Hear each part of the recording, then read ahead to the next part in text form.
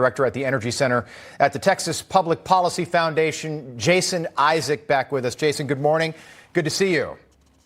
Thanks. Great to be on. So I've noticed this trend with Joe Biden. 18 months today marks 18 months of Joe Biden in office. Everything's an emergency. We're going to declare an emergency about this, an emergency about that, and now it's climate. What does that even mean if he does do that, whether or not it's this week or next? Well, the real emergency is we've got a mental health emergency because of all the fear he's peddling to Americans about this so-called climate crisis.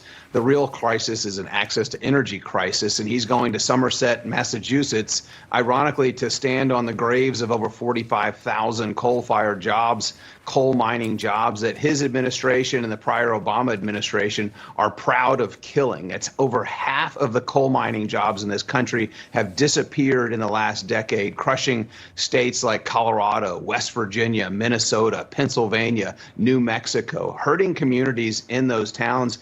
And people are supposed to go out and learn how to computer program to replace those jobs. It's not happening. What is happening is we are seeing a little bit of warming on this planet, and humans are flourishing because of it. People thrive in warmer temperatures, and man might be contributing to that to a little bit, but we're not seeing an increase in severity of storms. We're not seeing an increase in hurricanes. But what we are seeing is this increase of politicians on the left crying wolf and screaming like little babies. And I think Americans are getting tired of it, especially the third of Americans that are struggling monthly to pay their energy bills. Yeah, a lot to unpack there. But you make a lot of very sound points and points that you're not going to hear a lot about in other places. But just as it relates to the everyday lives of American people right now, Joe Manchin, senator from West Virginia, Democrat, by the way, he says he's not going to vote for this slimmed down mini Build Back Better bill that will address a lot of these climate issues that Joe Biden ran on. His reason is simple. He thinks that spending another $1 trillion will add to 9.1% inflation, and the Democrats are blaming him for basically the end of the world right now.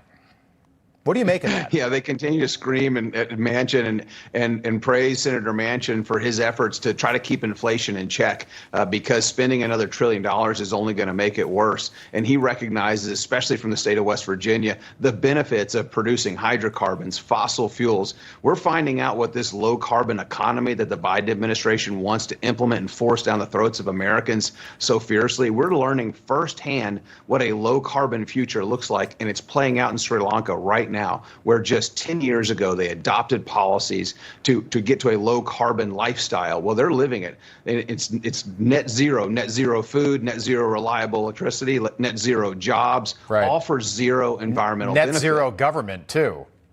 Yeah, absolutely. You want to talk about an insurrection? The people of Sri Lanka literally just overthrew their government. And you talk about an insurrection. That's what happens in a low-carbon lifestyle. We live a high-carbon lifestyle. Our environment, we're world leaders in environmental protection. The rest of the world should get to live a high-carbon lifestyle. 30 seconds. That's where you have human flourishing. Sorry to interrupt you, Jason, but 30 seconds. CNBC poll yesterday, Joe Biden's economic approval rating, 30%, the lowest Donald Trump. He bottomed out at 41%. Can Joe Biden turn it around between now and the midterms in November? Only if he reverses course on his policy decisions and puts America first, because right now his policy decisions are China first, are Russia first, are OPEC plus first, and America last for some ill-perceived concerns about our environment when we're world leaders in environmental protection. Number one when it comes to access to clean and safe drinking water, and world leaders in clean air. Great stuff. Jason Isaac, thanks so much for your time. Good to see you. Good to see you. All right, a lot more.